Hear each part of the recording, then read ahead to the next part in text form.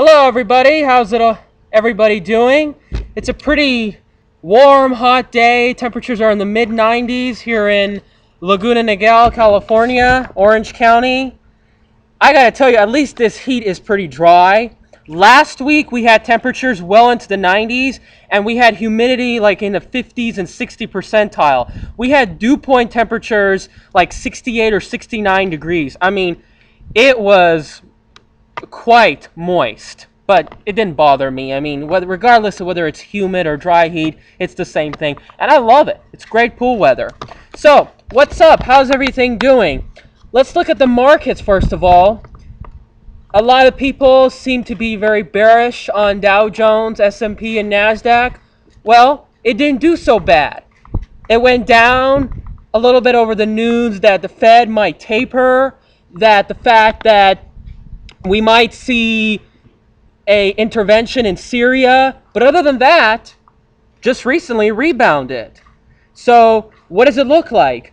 Why is it going higher? Well, people still are bullish, especially a lot of investors, not all, and the earnings are pretty good. I see third quarter earnings still pretty solid. In fact, even better than second quarter earnings. And of course, we just got the jobs number, as a matter of fact. Now, a lot of you out there are going to tell me the fact that obviously the market is going to fall, especially in October. We're going to have a 1929, 1987, a 2008 style crash. Please.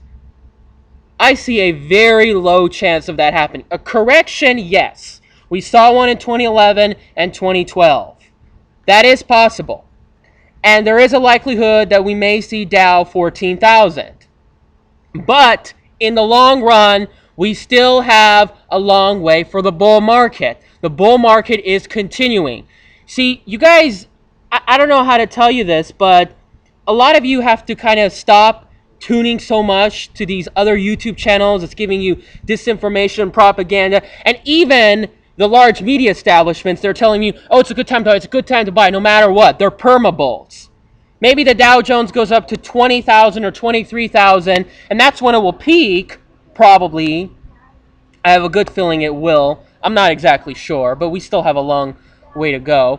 And then they'll tell you to buy, and then it will crash. And they'll just keep telling you buy no matter what. You know, keep buying, don't worry about pullbacks. And same thing you hear from these precious metals dealers. Keep buying, don't worry about pullbacks. And they want to tell you, well, if bond yield rises, the stock market's going to crash. Well, from my research, what I have seen is that the bond yields and the Dow Jones are not exactly correlated. That's a fact. Now, if it can go up, yes, the market can see some friction along the way, but the bottom line is, I don't see something like a major crash. I mean, the bull market still has time left on it.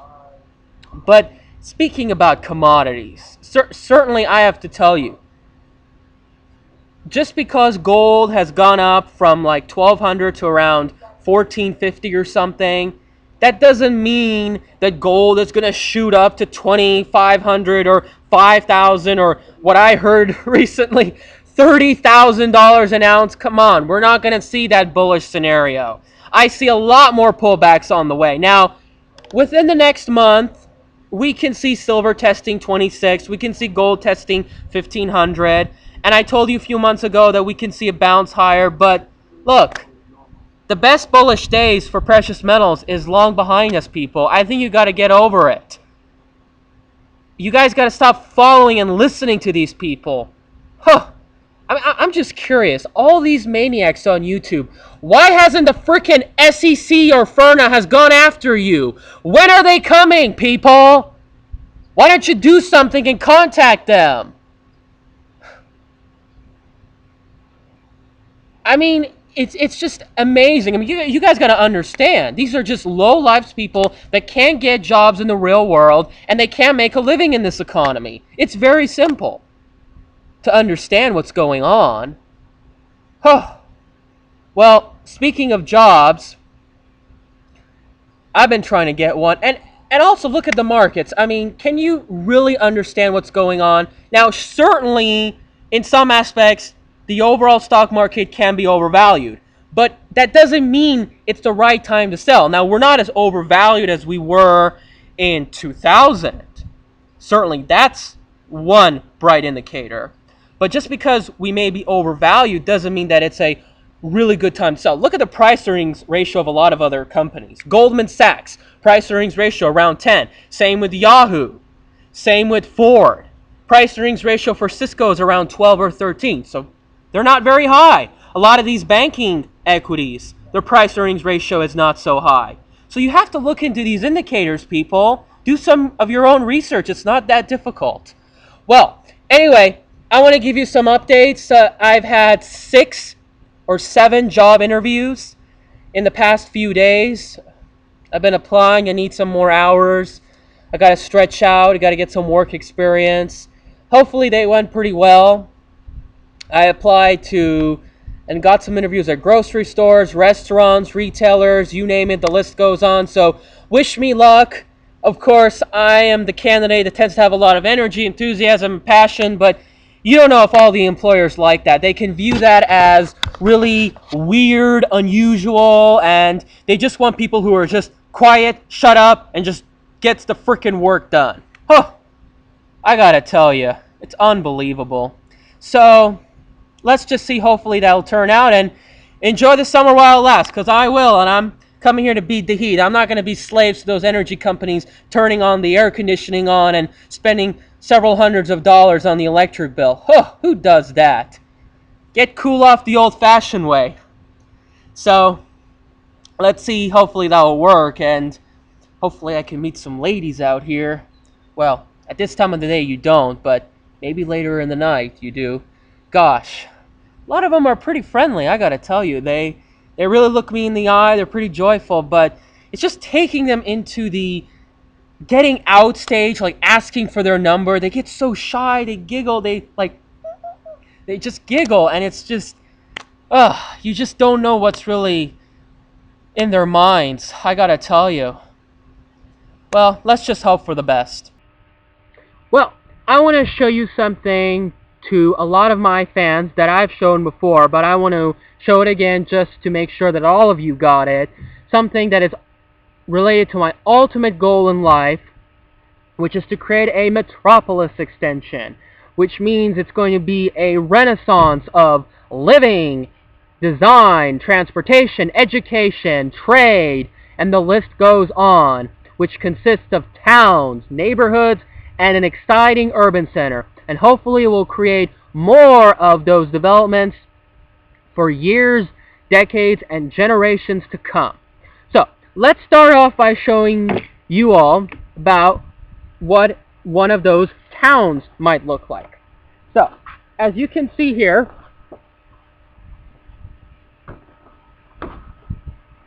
this is a town that you can see right over here. It consists for about, I would say, 3,200 people. There's about